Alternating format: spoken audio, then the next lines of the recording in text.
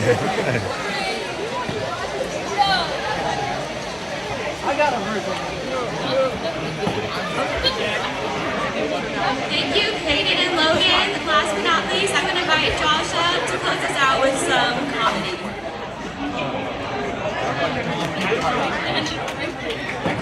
I'm slightly better than you. Are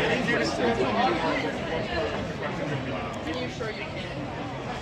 Oh, yeah, what? We're gonna mark up after that.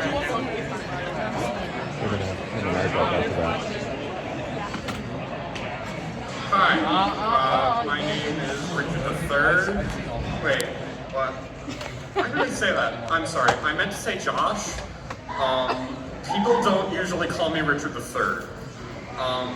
But I'm going to tell you some interesting facts about myself. I'm from Maryland or something like that. I think my name begins with the letter J, and I exist. That's it. You know everything about me.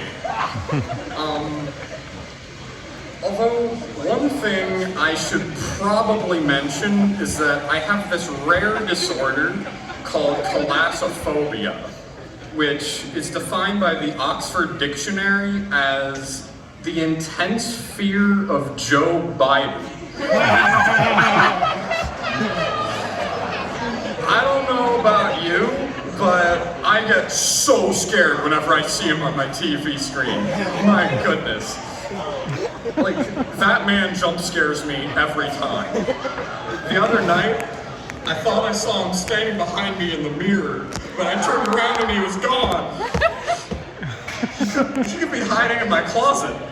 He could have used my toothbrush when I wasn't looking. He could have spit on my pillow. You can see why I'm so afraid of this guy. According to the Joe Biden lore, he's actually omnipresent and can fly. I think he's out for my liver. I mean, let's be real.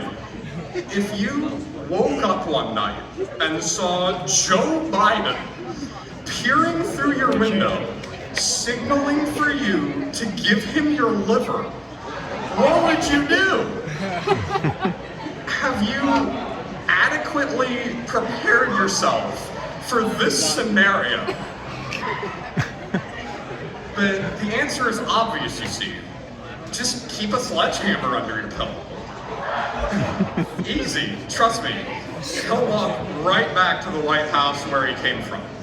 Unless he uses his special laughing gas that he keeps for this exact occasion, in which case it may be wise to invest in a gas mask that you could wear whenever going to bed. Anyway, just wanted to give you some general advice on how to ward off Biden in case he ever strikes. The one thing that scares me even more than our 46th president is a long book report. Have you ever woken up and said, today I'm gonna write my whole essay, I'm gonna actually do the textbook reading for once, and I'm gonna study for a test that's 3 weeks from now. But then you just end up sitting in bed for an hour committing mass genocide on a box of Pop-Tarts. It's bad. But hey, it's better than calculus. Also, a piece of math advice, just use your calculator. I mean, it's right there. And you can just type in the problem and it'll do stuff. I mean, what if you forget what 9 plus 13 equals? Easy, just type it in and you'll get something like 20. I don't feel like memorizing all these math facts when I can just beat them out of my calculator that I totally have never thrown across the room. I have to say that for legal reasons, but it's not true. You know those annoying math problems where it's like, train X is going at speed Y, affected by wind W, blah, blah, blah, blah, blah. How do you arrive the earliest? You know what? If I were ever in this position, I'd just settle for being late. Doing all that math, it's just not worth it. I mean, I don't care whose birthday it is, who's graduating, who's getting married, we're gonna be late.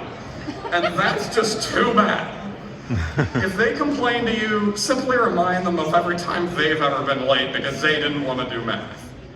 Have you ever been working on an annoying problem and then someone tells you, work smarter, not harder? Can we arrest those people? Like, seriously, that's just no way to live. I mean, sure, we could brew our own coffee and grow our own food, but you know what? I think I'll just stop at McDonald's.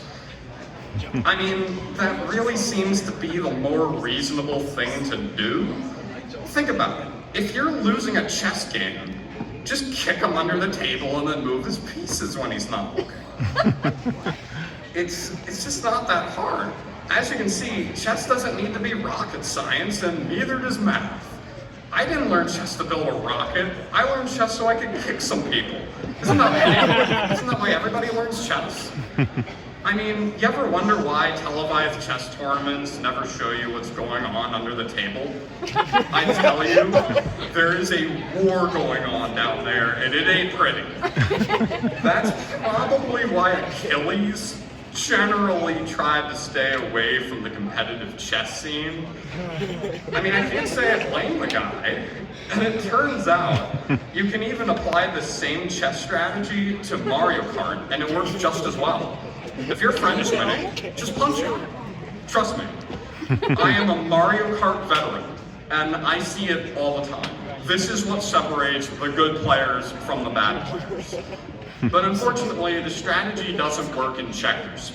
For checkers players, I personally recommend just tasing them, because they're a bit more aggressive than chess players, meaning they'll put up a fight, but they can't really do that if you just tase them out of nowhere. But, I mean, a frying pan could also do the trick. These methods are pretty foolproof, but if you're going to be playing a game of Jenga, all bets are off. I just recommend giving up, because the only viable ways of winning that game all end with a trip to federal prison. So, I don't advise that. But jokes aside, don't these strategies make board games sound a bit more interesting? Likewise, wouldn't life be a little bit more exciting if there were rhinos just roaming around in public? I mean, you would never not be in imminent danger. Like, these days, we walk everywhere without even thinking about it. But with the new looming threat of rhinos, that just wouldn't fly. Like, we can't go to the book club today because there's a rhinoceros. Think about it. Everyone would be more alert, quick-witted, and positively energetic. Sure, we'll have the occasional mess to clean up, but ultimately, that just means more money for the medical industry, so I'm not complaining. AirPods would be unheard of because there might be a rhino chasing you. I mean, you could be sitting peacefully at a restaurant, and then all of a sudden, your day becomes way more exciting as you run for your life. We'd probably have to weaponize our dogs with portable rocket launchers to defend against rhinos. And I'm not gonna lie, I'd love to see that. I mean, sure, pet stores have become maybe a bit more explosive, but hey, we won't have to worry about intruders ever again. We just need to make sure we don't annoy Fluffy too much. You forget to feed Fluffy, Fluffy blows you up. But you see, this chaotic world of rhinos and explosive puppies would give us an actual challenge in life. You'd have to think twice before choosing your picnic space. You could even be doing stand-up comedy and then boom, a rhinoceros pushes you off. Actually, in that case, maybe I should stop making rhino jokes. Did I mention, rhinos are just the best. They're great. They're so beautiful, creative, and intelligent. In that case, I envy them. But for certain reasons, I think I'll stop talking about rhinos now. Although they're just marvelous, must I say. Anyway, I'll just get to the point. I bought a prosthetic mustache off eBay. I know that sounds ridiculous, but my smart mirror that has Chat GPT installed on it said I looked like I needed a prosthetic mustache. So here we are. As you can tell, it didn't work. I mean, it came in a can, so I had my suspicions. And it said to not directly stare at it for more than 30 seconds or else it would ignite, which I think is a little bit weird, especially considering that most mustaches don't do that. But yeah, I ended up throwing it out after it bit me. That was the end. I don't know what the heck that thing was, but I read the box and it said that it was self-aware, so I threw it out. But hey, it's still probably safer than Burger King's radioactive meat. I wouldn't be surprised to find out that fast food joints get their ingredients straight from Area 51. I mean, the thing is, nobody would care. If it tastes good, we eat it. I mean, I seem to recall our parents telling us otherwise, like not eating toy cars or something like that. But this is 2023. We can eat keyboards if we want. I don't think people from medieval times would even touch that meat. Every time McDonald's comes out with a new food, they create a new disease, and we all know it. But we eat there anyway. But now that I think about it, if you ever want free live entertainment, just walk into a Waffle House at 3 a.m. I mean, have you ever gone to a Waffle House at any time of the day without something funny happening? Like, if aliens visited Earth, the first place they'd go would be Waffle House, guaranteed. Which is good because they'll be assaulted by rhinos and weaponized poodles. And on that happy note, I wish you all a good night. Thank you.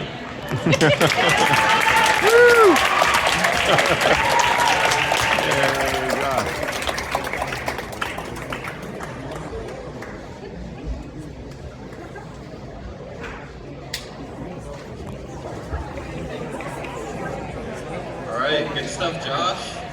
That's all we have for you guys. Feel free to grab any more snacks and drinks, and we'll see you all next semester. Have a good night. All right. Nice job.